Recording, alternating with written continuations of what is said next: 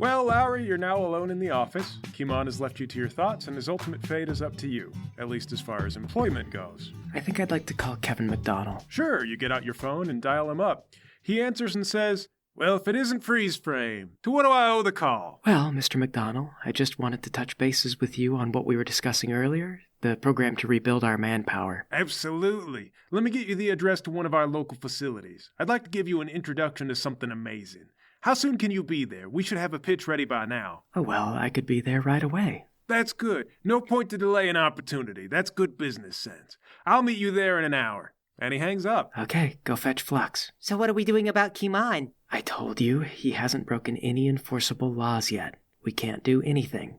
But we can take steps to reduce his influence in the company and lower his profile. In fact, that's something I think we're about to do. Would you like to come with me for a corporate meeting? Oh, okay. What about? Well, McDonnell says he's got an idea to flesh out our super roster, and I'm keen to hear it.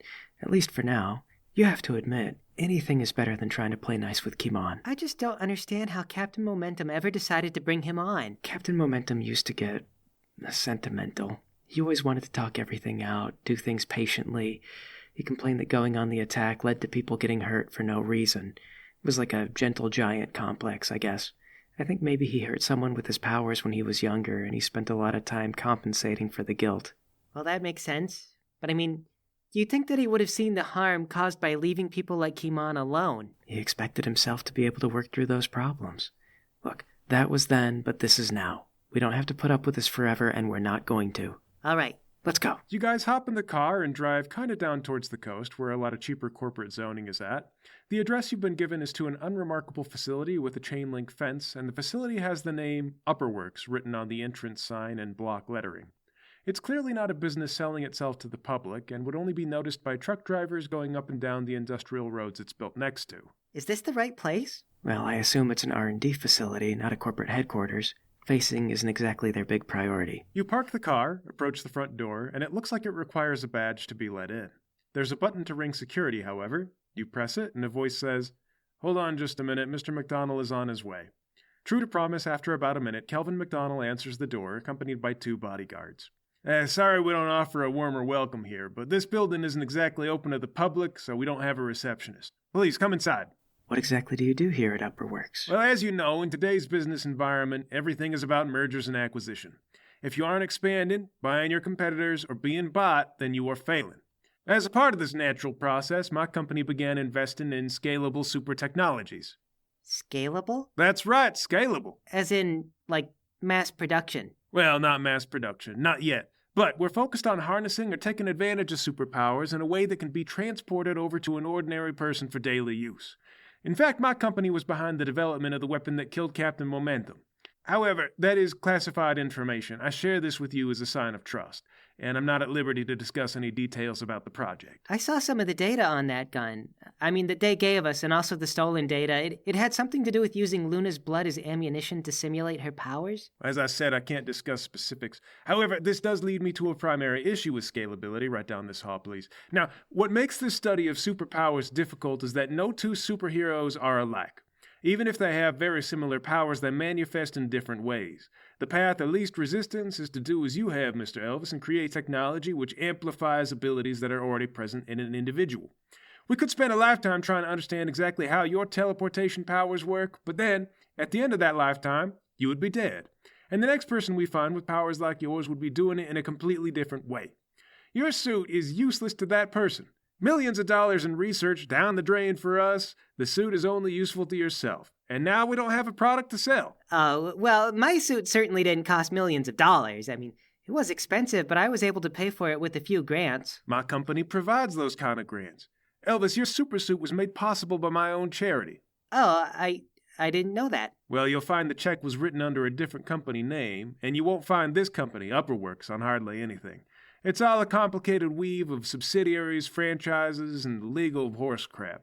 Rest assured, however, at some point, it all returns to me. Okay, I know that you said you can't discuss the gun that depowered Captain Momentum, but are you still working on that project? Once again, between you and me, and because I know you have some clearance, Larry, keep this off the record.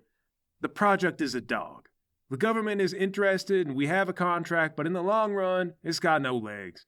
The fact the prototype was stolen was a major lapse in security somewhere. We've had to go through an endless amount of paperwork and purging as a result. But that gun is so useless that it now no longer matters to me that Mercury has it. I'm actually not certain of that, sir. Based on our investigations, it looks like Mercury's been trying to reverse engineer the weapon so that he can make use of it in the future. Well, la-di-da. My company has also been doing exactly the same kind of research, but legally and with better funding than Mercury could ever get. And the only thing that we've concluded is that the gun requires Luna's blood to operate, and that blood eventually goes sour. It was dangerous when Mercury first stole it, but within a week the ammunition went to pot. And everyone involved in the project knows there's nothing more he can do with the gun. Well, but, sir, he's trying to figure out how to create a synthetic blood. That's exactly what my company's been trying to do. Do you think we like having to regularly go to Luna Island to extract blood from a lady being held in maximum security while keeping the process classified? It has been a nightmare. It's no wonder security leaks emerged, and it's no wonder the gun got stolen. Using Luna's actual blood is impractical. It's also essential, and there's no synthetic alternative. That's why the gun's a dog. That's why it's going nowhere. Imagine you have to respond to a supervillain, but before you can even begin, you have to secretly extract blood from a woman nowhere near the incident. How's that any better than shooting a maverick at whatever the problem is? Hell, we just had an incident here in Jerseydelphia that required military intervention, and it was still faster to send in a helicopter because they're on hand and they move quickly. But still, sir, I don't know if we should rule out Mercury or rest on our laurels. There's no way he develops it any further than we have. And isn't this scientist dead? His Masterson guy? That had to have been the man who leaked out everything, and now it's a non-issue. And I tell you, if he develops a reliable synthetic alternative with which to fire that gun, if you can steal his formula and show me how he did it, I will pay you any sum of money you want for those plans. Name it. $1 billion, $2 billion, it's immaterial. That breakthrough would be worth the cash. It would change society as we know it. Have you actually seen anything that implies he's close to that kind of capability? Well, no. That's right, because it can't be done. But that's not why I asked the two of you to come here today. I'm not here to sell you on a gun that can disable superpowers. That's not the future. The future, at least for our lifetimes, is democratizing superpowers. McDonnell scans his badge and leads you into what looks like a firing range. There's a few men in lab coats present. Waiting at attention is a man in tactical gear, and he's wearing a helmet with a tinted visor. McDonnell says, "This is what I want to show you." "Unit, what is your designation?" The man replies, "This product is designated Cog 0, sir." McDonnell asks, "And why are you here?" Cog says, "Please clarify the question, sir. It's too broad." McDonnell says, "Why were you arrested?" "I killed my wife, sir." "And how did that make you feel?" "I was angry at the time, sir. I regret it now, sir." "What project are you currently involved in?" "I can't discuss the project, sir." "I grant permission." "They're calling it a prisoner rehabilitation, sir. Community service. I'm helping with research and development into a sort of mind control helmet, and in return, I'm being offered a reduced sentence, and I'm not required to stay in a prison facility." A mind control helmet? Well, Cog doesn't understand the details, except incidentally, but thank you, Cog. But- Remain silent until I give you permission to speak, or I speak directly to you. But how? I'm so glad you asked, because I'm prepared for this. It's been quite an endeavor. Now, as you might be aware, superheroes with psionic powers are exceptionally rare, and they are also taken quite seriously by every government in the world. Show even a shred of telepathic potential, and you'll spend the rest of your life on hundreds of lists, being followed by spies of all agencies who frankly want you to know that you're being watched. Throughout history, these individuals have always been important when they appeared, even at their weakest. Consider it a testament to my personal resources that I have one under my employment. Nothing reminds you that you possess more wealth than the average nation than having a scion on your payroll without having them pried from your fingers. Now, of course, this is also only possible thanks to the grace of our United States government, who approves of what I'm doing with them, but I digress. Our particular scion isn't producing mind control, exactly, but instead what we refer to as a nullification of personal awareness, or NPA for short. When subjected to the scion's power, the patient fundamentally forgets who they are and their motives, and are open to suggestion from anyone at all. However, once you explain to them that they're only to take instructions from specific individuals, that loophole closes, and you can begin issuing authorized commands from that point forward. Or even transfer ownership as simply as informing the subject that they're to accept commands from that new owner. So is this guy's mind just completely blank now? Now, legally speaking, wiping someone's mind permanently is considered the same as murder. This effect normally wears off, but you're about to catch the beauty of our unique situation. we discovered that our scion could apply this blanking effect to a computer. What do you mean to... That doesn't make any sense. Well, it doesn't work exactly the same. Also, it casts a certain amount of doubt on what exactly it is a scion is or does, or if our definitions even matter. Until recent history, we haven't really been able to test the abilities of telepathic individuals on computers, because they didn't exist. Obviously, computers don't have minds as such, but then organic minds do have electrical currents. They're different electronic currents, though. Humans work with potassium and sodium channels, for example, and computers just don't. You're correct, they don't. However, we found that our scion was capable of inflicting a blue screen of death on computers or being otherwise disruptive to electronic functionality.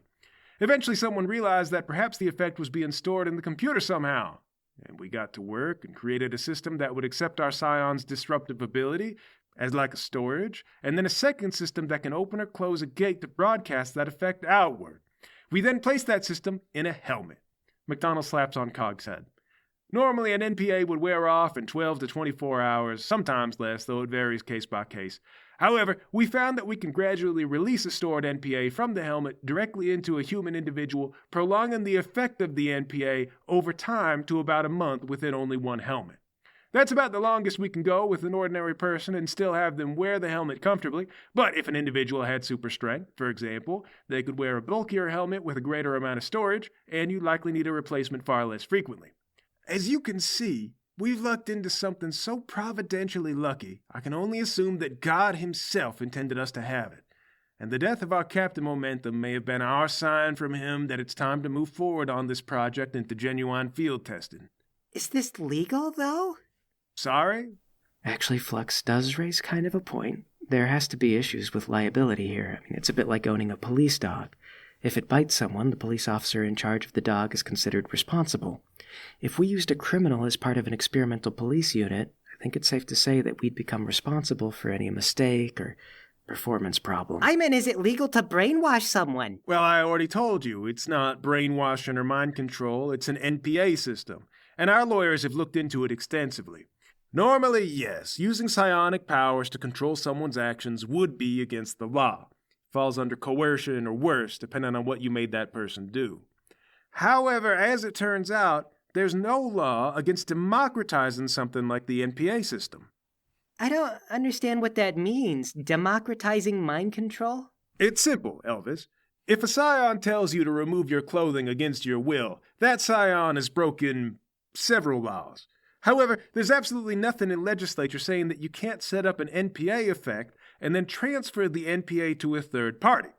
Lowry's observation is the more astute concern. Once you own the NPA, it becomes your responsibility to use it lawfully. You could, for example, purchase one of such helmets for yourself and use it as a study aid. You could leave a recorded message for yourself to spend the next hour studying your algebra homework without getting distracted.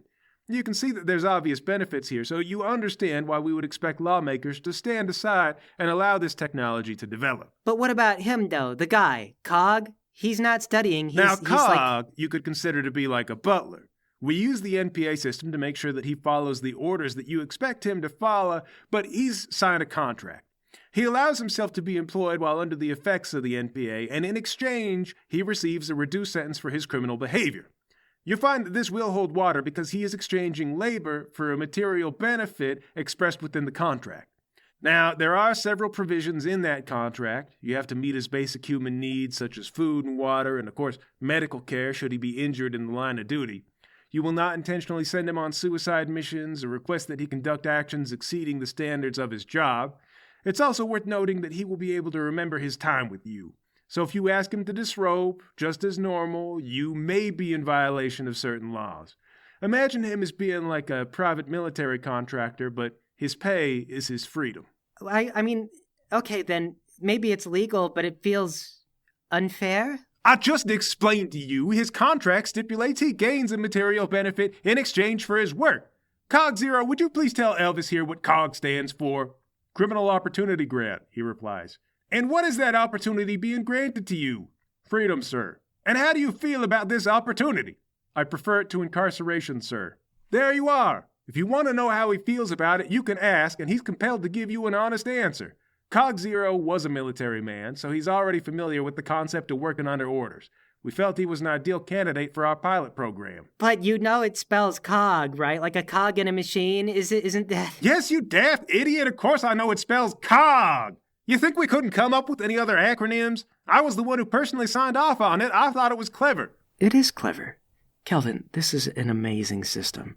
We could place this on anyone with whatever unique superpowers we need, and I mean, we could put it on Kimon, for example. Where he's still with us. It doesn't work on the dead. Though it's worth noting that for the contract to be valid, your subject does need to get something, and it has to be signed willingly. You know, standard legal stuff.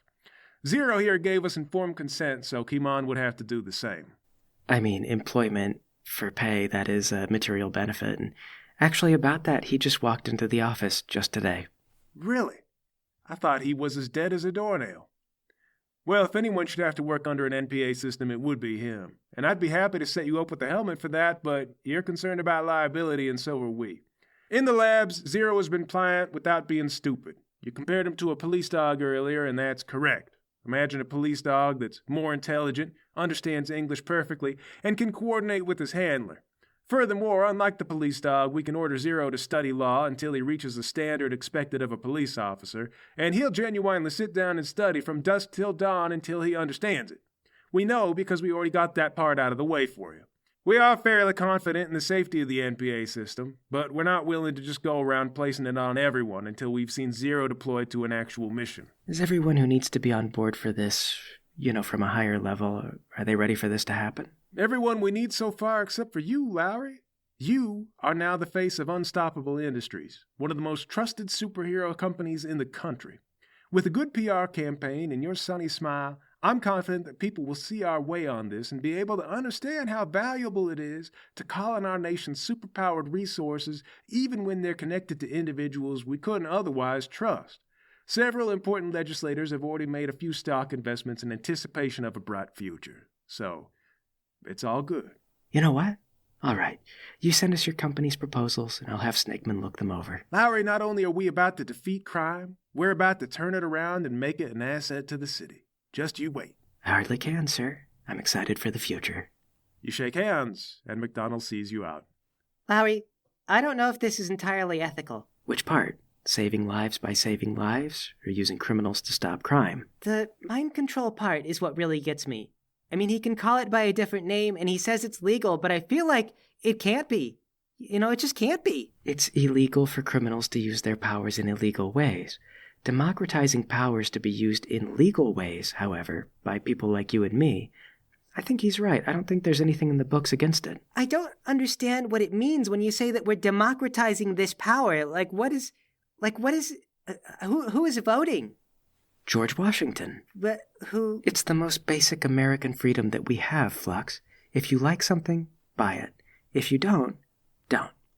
Every George Washington has a vote. You might be on the fence for how you want to vote, but my vote's to get this project running. Well, I'm not on the fence. I say that we don't vote for it. Yeah? Well, guess what? If we don't vote for this, another company will.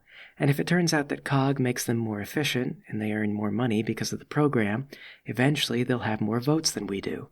If the police, FBI, and military start using COG and we don't, they'll replace us, and then we won't have votes anymore. This is a chance to get in at the ground level. Do you want to control how this develops and be the person leading all the safeguards, making all the commentary on how it works, delivering testimonials on what's good or bad about it? I guess, if it has to be someone, I guess I would rather. Then vote smart. Vote on a winner. Come on, let's get back to the office.